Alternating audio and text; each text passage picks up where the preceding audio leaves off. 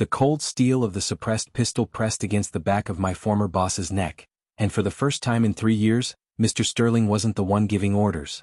We stood in the penthouse office where he'd stripped me of my dignity 6 months ago. His expensive silk shirt was soaked with sweat, the fabric clinging to his trembling spine. Across the mahogany desk sat Dante Moretti, a man whose name was usually whispered in the dark corners of the docks, not spoken in boardrooms. Dante leaned back, tracing the edge of a jagged scar on his knuckle, his eyes locked on mine with a terrifying, predatory calm. "You said you wanted a promotion, Sophia," Dante rasped, the sound like gravel under a boot. "Well, here is the executive decision. Do we pull the trigger or do we let him beg?" My finger tightened on the trigger, the click of the internal mechanism echoing in the hollow silence of the room. 6 months ago, I was carrying coffee and filing tax returns for a man who treated me like furniture. I had spent 1,000 nights memorizing Sterling's passwords and tracking his offshore accounts, waiting for the bonus that would finally pay for my mother's surgery. Instead, Sterling handed me a cardboard box and a security escort. He'd used me as the fall girl for a $3 million embezzlement scheme he'd orchestrated himself. This is how I ended up kneeling in the rain outside a nightclub owned by the only man Sterling feared. I didn't go to the police. I went to the butcher. I went to Dante Moretti with a flash drive and a proposal that would either put a crown on my head or a bullet in my brain. Standing in the neon glare of the club, I watched the bouncers fold their arms. I didn't ask for a meeting. I dropped a single gold cufflink on the sidewalk, the one Sterling had lost the night he'd toasted to his clean audit. Dante's men recognized the insignia instantly. 10 minutes later, I was in a leather booth that smelled of expensive tobacco and old blood. Dante didn't look like a businessman. He looked like a storm held together by a tailored suit. He didn't speak. He just waited. I slid the flash drive across the table, my hand steady despite the rhythmic pounding of the bass in the walls. "Sterling is moving 50 kilos of product through your northern docks tonight," I said. "He's using your manifest to frame you for the feds. I can give you the coordinates or I can watch him burn you." Dante's hand moved faster than I could track, his fingers pinning mine to the table. His grip was a vice. "Why give it to me?" he asked. I leaned in, the scent of his cologne, sandalwood and gunpowder, filling my lungs. "Because Sterling took everything from me. I want to see his face when he realizes his rival didn't just win. He replaced him." Dante's eyes searched mine, looking for a flinch that never came. He let go and signaled his men. We weren't going to a dock. We were going to a war. This was the moment I stopped being a secretary and started being a ghost. The elevator dived 40 floors, the lights flickering as we hit the basement garage. Dante threw me into the back of a blacked-out SUV, the leather cold against my legs. He checked the slide on a heavy handgun, the metallic snap puncturing the silence. "If you're lying, Sophia, the docks will be your final resting place," he whispered. I didn't look away. I watched the city lights blur into a smear of gray as we accelerated toward the waterfront.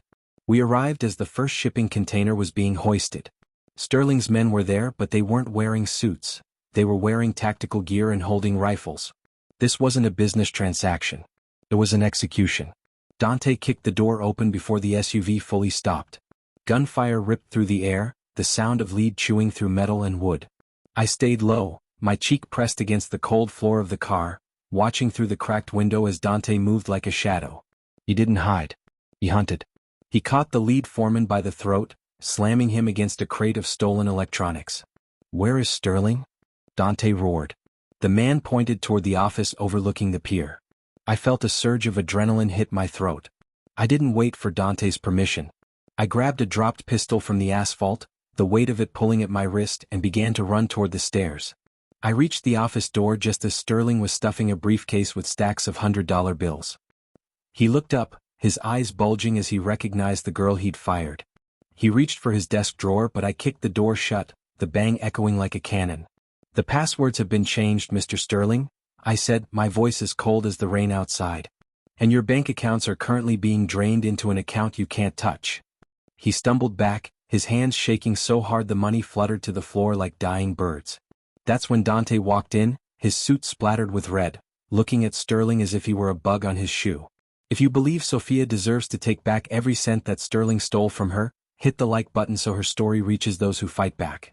Dante didn't say a word. He simply stepped aside, allowing me the space to finish what I'd started. Sterling sank to his knees, his forehead pressing against the mahogany he'd used to tower over me. "Sophia, please. I gave you a job. I gave you a career, he blubbered. I looked at the pistol in my hand, then at Dante. Dante's expression was a challenge. He wanted to see if I had the stomach for the throne. I didn't pull the trigger. Instead, I walked to the desk, picked up Sterling's expensive crystal decanter, and poured the amber liquid over his head. You didn't give me anything I didn't earn, I said. Dante stepped forward, his hand resting on the small of my back, a gesture that was part protection, part possession. We left Sterling in the dark, the sirens of Dante's cleaners, already wailing in the distance.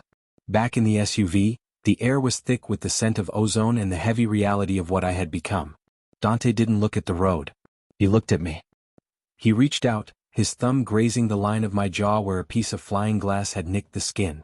You have a cold heart, Sophia. It's a valuable asset. He pulled a heavy gold ring from his pinky and slid it onto my finger. It was too big, but the weight of it felt like a promise. Sterling was the small fry. The board of directors at his firm is the real Shark Tank. They'll be coming for the money you drained. Let them come, I replied, the ring catching the light of the passing street lamps.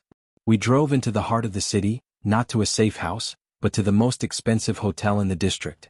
Dante walked me through the lobby, the staff bowing as we passed. He didn't take me to a room. He took me to the vault in the sub-basement. He punched in a code, the heavy steel doors groaning as they swung open. Inside weren't just bars of gold or stacks of cash. There were ledgers. Thousands of them. Every secret of every powerful man in the city was housed in this room. Sterling was just a pawn on my board, Dante said, his voice echoing in the vault. Now you're my queen. And we have a lot of houses to knock down. The first complication arrived 3 days later in the form of a black envelope delivered to my new apartment. Inside was a photograph of my mother's hospital room. No note. No threat.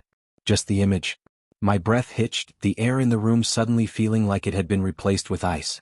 I called Dante, my fingers fumbling with the screen. He answered on the first ring. I know, he said, his voice a low growl. They hit the hospital 10 minutes ago.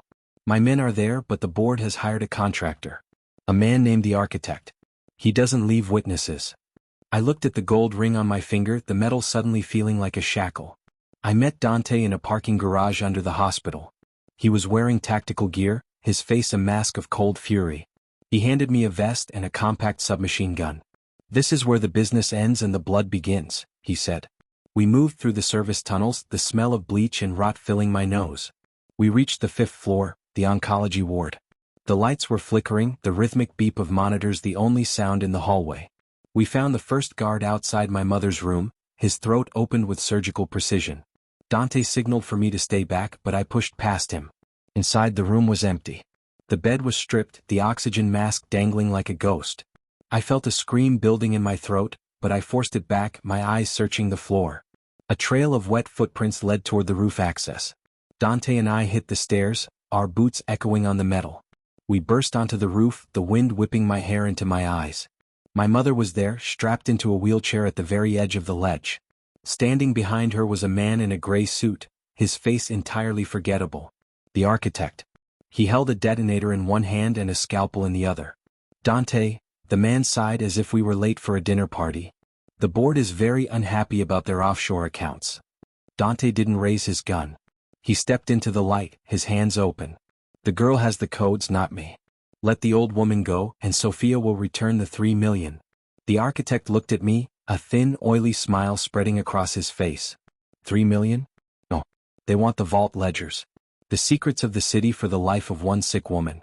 A fair trade, wouldn't you say? I looked at my mother, her eyes closed, her breathing shallow. Then I looked at Dante. He wasn't looking at the architect. He was looking at the water tank behind the man. If this betrayal makes your blood boil as much as mine, subscribe so you never miss how Sophia takes her revenge. I didn't wait for a signal. I fired a single burst into the support legs of the rusted water tank. The metal groaned, 1,000 gallons of water erupting like a tidal wave. The architect vanished under the deluge, the detonator swept from his hand. Dante lunged through the spray, his knife finding the man's heart before he could even gasp for air.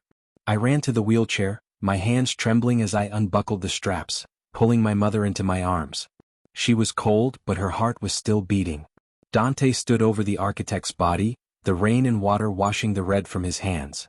He looked at me and for the first time, I saw something other than hunger in his eyes. We have to move, Dante said, picking up the fallen detonator.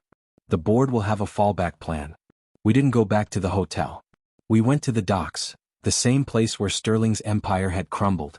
Dante led us to a sleek, black boat, the engines already humming. He helped my mother onto a cot in the cabin, then turned to me on the deck. The city skyline was a jagged crown of glass behind him. "You can take her and leave," he said, handing me a passport and a thick envelope of cash. "The accounts are yours. You've earned your freedom." I looked at the money, then at the gold ring still on my finger. "Freedom is just another word for being a target," I said, stepping closer to him. "The board is still out there. And I still have the ledgers." Dante's grip tightened on the railing, his knuckles white. "If you stay, Sophia, there is no going back. You won't be a secretary or a queen. You'll be a target for the rest of your life." I looked at the city, the place that had tried to crush me, and I felt a cold, hard stone settle in my chest. I've spent my whole life being afraid of men like Sterling. I'd rather be the woman they fear. Dante didn't smile, but he pulled me into his chest, his heart beating a steady, lethal rhythm against mine. We spent the next month systematically dismantling the board of directors. One by one, their secrets were leaked to the feds, their assets frozen, their lives stripped bare. I sat in the vault with Dante, the glow of the monitors illuminating the wreckage we were creating. We weren't just taking their money, we were taking their air.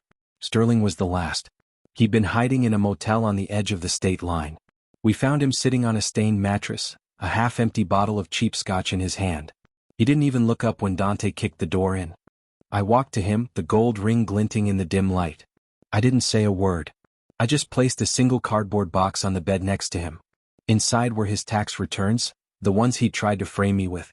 "You forgot to sign the last page, Mr. Sterling," I said. Dante stepped into the room, his presence making the walls feel like they were closing in. He didn't use a gun. He just handed Sterling a pen. "Sign the confession and you get to go to a minimum security prison. Don't sign and Sophia gets to decide where we drop you." Sterling's hand shook so hard he tore the paper, but he signed. As we walked out into the cool night air, the moon reflecting off the hood of the SUV, Dante stopped me. He looked older, the lines of the war etched into his face. "It's over, Sophia. The board is gone. Sterling is in a cage. What do you want now?" I looked at the ring on my finger, then at the man who had become my mirror. I realized that the revenge hadn't been about the money or the job. It had been about the power to say no. I reached out and took Dante's hand, our fingers interlaced. "I want to see the sunrise," I said. "And I want to build something that doesn't require a vault." We drove to the cliffs overlooking the ocean, the first hint of purple and gold bleeding into the sky. My mother was recovering in a private villa in Italy, safe under Dante's protection. For the first time in my life, the weight in my chest was gone. Dante stood beside me, his shoulder brushing mine. We weren't a boss and a secretary. We weren't a king and a queen. We were just two people who had survived the dark. But as the sun broke over the horizon, my phone buzzed in my pocket. A new message. An unknown number. One sentence: "The vault has a second door." I felt the ice return to my veins, but I didn't flinch. I looked at Dante, who had already seen the screen. He didn't reach for his gun. He reached for my hand. The war wasn't over. It had just changed shapes. But as I looked at the sun rising over the water, I knew I wasn't the girl in the cardboard box anymore. I was the storm. I turned my phone off and tossed it into the waves, watching it vanish into the foam. "Let them try to find us," I said. Dante pulled me closer, the heat of his body a shield against the wind. "If this story broke your heart the way it broke mine, leave a like so I know to tell more stories like this." We walked back to the car, the gold ring on my finger feeling lighter than air. We didn't know who sent the message and we didn't care. We had the ledgers, we had the money, and most importantly, we had each other. The city behind us was waking up, thousands of people heading to jobs where they were treated like furniture, unaware of the ghosts who ruled their streets. I looked in the rearview mirror as we drove away, the cliffs vanishing into the mist. I had started this journey seeking revenge, but I had found something much more dangerous. I had found myself. The road ahead was long, winding through the mountains toward the border. We didn't talk about the second door or the next war. We talked about the villa in Italy and the smell of the lemon trees. Dante's hand never left mine, his grip a silent promise that I would never have to kneel again. As we crossed the state line, I looked at the sunrise one last time. It was the most beautiful thing I had ever seen. The girl who was fired was dead. The woman who seduced a king was just getting started. The heart of the city was ours, and we would beat within it until the very end. The secrets we kept were the blood in our veins, and the revenge we took was the air we breathed. We were the ghosts of the boardroom, the shadows of the docks, and the owners of the sunrise. The message about the second door didn't just chill my blood, it ignited a fire. Dante didn't turn the car around. He didn't call his shooters. He drove until the GPS showed nothing but a green void of forest, then pulled into a hidden driveway masked by overgrown ivy. "The vault isn't just a room, Sophia," Dante said, his voice dropping an octave. "It's an inheritance. And you just inherited the man who built it." He stepped out and opened a rusted cellar door leading into the earth. I followed him down, the air turning sharp with the smell of old paper and ozone. We weren't in a basement, we were in a bunker. Rows of servers hummed in the dark, their blue lights blinking like 1,000 eyes. In the center sat an old man with white hair and hands that moved over a keyboard with the fluidity of a pianist. He didn't look up. "The encryption was bypassed 3 minutes ago," the man said. "Whoever sent that message didn't find the door. They opened it." Dante gripped the back of the man's chair. "How much did they see, Leo?" Leo finally looked at me, his eyes milky with cataracts but sharp with intelligence. "Everything. They saw the names of the silent partners. They saw the director. The director." The name sounded like a death sentence. Dante turned to me, the shadows of the bunker making his face look like a carved mask. "The board was the shield, Sophia. The director is the sword. He's the one who funded Sterling's firm, and he's the one who's been using my family as a front for 30 years. I looked at the gold ring on my finger, realizing the king I'd married was just another pawn in a much bigger game. But I wasn't the secretary who took orders anymore. I walked to the server rack, my fingers tracing the warm metal. "If they have the names of the silent partners, they're going to purge them," I said. "We don't need to fight the director. We just need to make his partners turn on him first." Leo tapped a key and a map of the globe appeared on the wall, red dots appearing in London, Tokyo, and Dubai. "These are the partners," Leo explained. "And this." He highlighted a small, pulsing gold dot in the middle of the Atlantic. "This is the director's heartbeat. A private yacht. Total isolation." Dante's hand found the hilt of the knife at his belt. "We can't reach him. The yacht has a jamming radius of 5 miles. I looked at the red dots, a plan forming in the back of my mind, a plan that required more than just bullets. "We don't reach him," I whispered. "We make him come to us. We send him a message he can't ignore. We leak the ledger of his own family's debts." Dante's eyes lit up with a dangerous realization. "The director's daughter," he muttered. "She's the one running the London exchange." I nodded, the weight of the move settling in my gut. This wasn't just revenge anymore, it was a global heist. We spent the night in the bunker, the only sound the frantic clicking of keys and the hum of the cooling fans. By dawn, the second door wasn't a threat, it was an invitation. We launched the leak at 6 a.m. By 6:05, the London exchange was in freefall. By 6:15, the gold dot on the map began to move toward the coast of France. We met the director's emissary in a rain-drenched shipyard in Calais. He was a young man in a suit that cost more than my mother's surgery, but his eyes were wide with a terror that money couldn't cure. He handed Dante a briefcase, his hands trembling. "The director wants to negotiate," the boy stammered. Dante didn't take the case. He stepped aside and I stepped forward. I opened the briefcase to find a single ancient key made of heavy iron. "This isn't money," I said, looking at the emissary. He swallowed hard. "It's the key to the archives. The director is stepping down. He wants you to take over the company. All he asks is that his daughter stays out of the crossfire." I looked at Dante. He wasn't looking at the key. He was looking at me, his expression a mix of pride and something that looked like fear. I had done what no one in the Moretti family had ever done. I had defeated the director without firing a single shot. I took the iron key, the metal cold and heavy in my palm. "Tell him the deal is accepted," I said. "But tell him if I even see a shadow of a threat against my family, I won't just leak his debts. I'll delete his existence." The emissary fled into the rain, the sound of his footsteps lost in the crashing of the waves. Dante walked to me, his hand resting on my shoulder. "You're the director now, Sophia. You realize what that means?" I looked at the iron key, then out at the gray horizon of the sea. "It means I'm not the girl who got fired anymore," I said. "And it means we have a lot of work to do." We walked back to the car, the sunrise finally breaking through the clouds. The war was over, but the rain had just begun. I looked at the gold ring and the iron key, the two halves of my new soul. I wasn't a queen or a target. I was the law.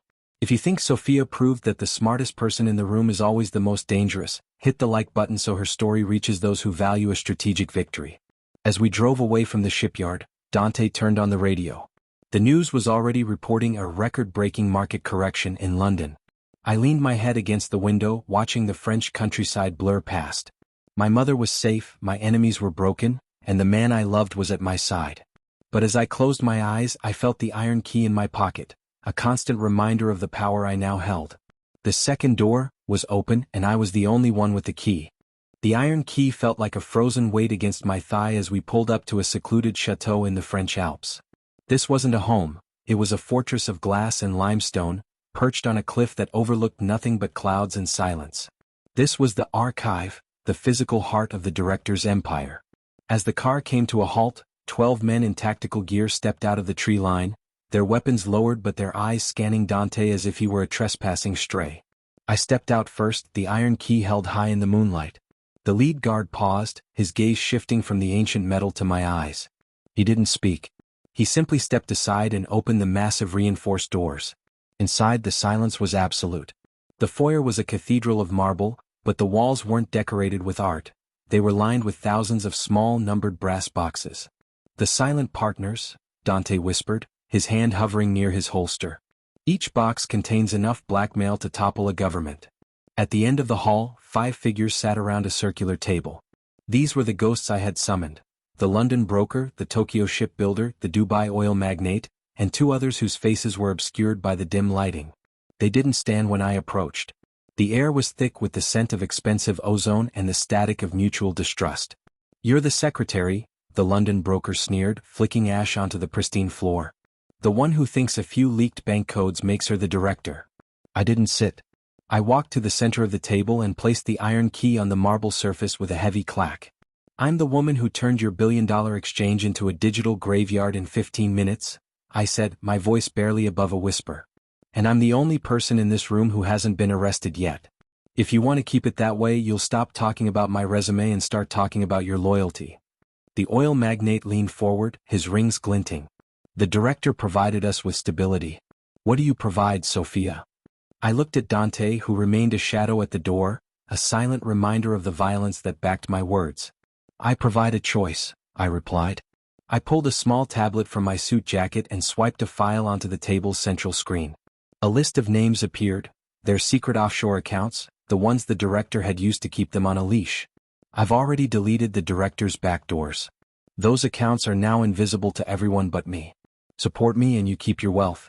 Oppose me and I'll send the second door keys to the Internal Revenue Service of your respective countries by sunrise." A heavy, suffocating silence descended. I watched the broker's throat move as he swallowed. He looked at the iron key, then at the tablet, realizing the leash hadn't been cut, it had simply changed hands. One by one they stood up. Not to fight but to bow. "The transition will be seamless," the Tokyo shipbuilder said, his voice tight. "But the director, he won't stay on that yacht forever. He has a shadow cabinet. Men who don't care about money, only blood." I picked up the iron key and slid it back into my pocket. "Let them come," I said. "I have a shadow of my own." Dante stepped forward as the partners filed out of the room, their footsteps echoing like a funeral march. When we were alone, he turned me to face him, his hands gripping my shoulders. "You just took the most dangerous seat in the world, Sophia. There is no retirement from this." I leaned into him, the coldness of the marble room seeping into my bones. "I know," I said. "But for the first time I'm not running. I'm the one standing in the middle of the road." We walked to the floor-to-ceiling window, watching the partner's motorcade disappear into the mountain mist. The phone on the table buzzed. A video call. I hit the accept button, and the screen filled with the face of a woman I didn't recognize, sharp features, eyes like flint, and a scar across her bridge that matched the one on Dante's knuckle. "Hello, Sophia," the woman said, her voice a mirror of Dante's rasp. "I'm the director's daughter. And I think it's time we talked about what my father really left in box number 999. Dante's grip on my shoulders tightened until it hurt. "Isabella?" he breathed. The woman on the screen smiled, and it was the most terrifying thing I had ever seen. "The game isn't over, little secretary. It's just moved to the basement." If you believe that Sophia's biggest challenge is yet to come, hit the like button so her journey toward total control continues. I looked at the screen, then at the rows of brass boxes lining the walls. Box 999 was at the very top, shrouded in shadow. I didn't feel afraid. I felt the familiar, cold hum of adrenaline. I turned back to the screen and met Isabella's gaze. "I'm not in the basement anymore, Isabella," I said. "I'm in the office. And I'm changing the locks." I cut the feed and looked at Dante. "Get the ladder," I commanded. "We're going to see what's in the box." The ladder creaked under Dante's weight as he climbed toward the ceiling, reaching for the tarnished brass of box 999. The air in the archive felt thin, as if the mountain itself were holding its breath. He pulled the box free and descended, placing it on the marble table. It wasn't heavy, but the way Dante looked at it told me it weighed more than all the gold in the vault. Using the iron key, I snapped the lock. Inside wasn't a ledger or a drive. It was a single yellowed newspaper clipping from 30 years ago and a pair of matching silver lockets. I picked up the clipping. The headline read, "Local businessman and wife killed in harbor explosion. Infant daughter missing." I looked at the photo of the couple. The man had Sterling's jawline, but the woman, she had my eyes. My breath hitched. "Sterling didn't just fire me because of the money," I whispered, the paper trembling in my hand. "He fired me because I was a living reminder of the people he murdered to take over the firm." Dante opened one of the lockets. Inside was a tiny photograph of a man who looked exactly like a younger version of the director, standing arm in arm with Dante's own father. The realization hit like a physical blow. Our fathers weren't rivals, they were partners. The director hadn't been hunting Dante's family for 30 years, he'd been hiding the truth of how they were both betrayed by the board. Isabella's voice suddenly crackled over the intercom system, echoing through the marble hall. "Now you see it, Sophia. The company wasn't built on crime. It was built on the ashes of our parents' dreams. My father didn't step down because you beat him. He stepped down because he wanted the heirs of the original partners to finally take back what was stolen." I looked at the iron key on the table, its surface reflecting the cold light of the archive. "The board didn't just embezzlement 3 million, I said, my voice hardening. "They stole an entire legacy. And they used us to do the dirty work of cleaning up the witnesses." Dante reached out, his hand covering mine over the newspaper clipping. The predatory calm in his eyes had been replaced by something far more dangerous. A shared purpose. "Isabella," Dante called out to the empty room. "Where is the rest of the board?" The monitors on the wall flickered to life, showing a live feed of a gala at a high-end hotel in Paris. The remaining members of the Shadow Cabinet were there, clinking champagne glasses, unaware that the daughter of the man they betrayed and the woman they tried to frame were now holding the keys to their kingdom. "They're celebrating the director's retirement," Isabella said. "They think the archive is sealed. They think you're just a secretary in a thug playing house in the mountains." I stood up, the silver locket clutched in my palm. "Then let's give them a real reason to celebrate," I said. "Dante, call the cleaners. We're going to Paris." I didn't need the ledgers or the codes anymore. I had the truth, and in a world built on lies, the truth is the only weapon that never misses. We walked out of the chateau, the iron key glinting in the moonlight. The second door hadn't been a trap. It had been an exit, and the entrance to a future where we were finally the ones holding the pen. If you believe that the truth is worth more than any vault full of gold, hit the like button so Sophia and Dante can finish their final mission. We reached the Paris Gala just as the clock struck midnight. I wasn't wearing a suit this time. I was wearing a gown of midnight blue silk, the silver locket resting against my collarbone like a badge of office. Dante was at my side, his presence a silent storm that made the socialites part like the Red Sea. We didn't go to the ballroom. We went straight to the stage. I took the microphone from the stunned announcer, my gaze locking onto the board members in the front row. "Ladies and gentlemen," I said, my voice amplified and echoing through the hall. "The director has a final message for his partners." I hit a button on my phone and the archive files began to stream onto every screen in the room. Not just their bank accounts, but the photos of the harbor explosion, the signatures on the murder contracts, and the evidence of 30 years of blood-soaked greed. The room went dead silent. The champagne glasses didn't clink anymore, they shattered. I looked directly at the man in the center of the board, the one who had given Sterling the order to fire me. "The archive is open," I whispered into the mic, "and the heirs are home." The panic in the ballroom was a physical weight. Men in $5,000 tuxedos scrambled for exits that were already blocked by Dante's men. I stood on the stage, the blue silk of my dress shimmering under the spotlights, watching the board members wither. The man in the center, the one who had signed my mother's death warrant, was named Julian Thorne. He didn't run. He just gripped his cane, his knuckles white, his eyes fixed on the silver locket around my neck. "You have the eyes of a dead woman, Sophia," he spat, his voice trembling with a cocktail of rage and fear. "But eyes don't run an empire. You've just signed your own execution." Dante stepped into the light beside me, his hand resting on the hilt of his blade. "The only executions happening tonight, Julian, are the ones you paid for 30 years ago," Dante said. Suddenly the lights in the ballroom cut to black. A rhythmic thudding came from the ceiling, tactical teams rappelling through the skylights.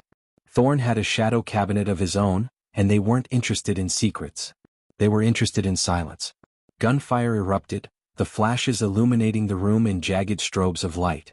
Dante tackled me behind the heavy oak podium just as a spray of lead chewed through the wood. "Stay down," Dante roared over the chaos.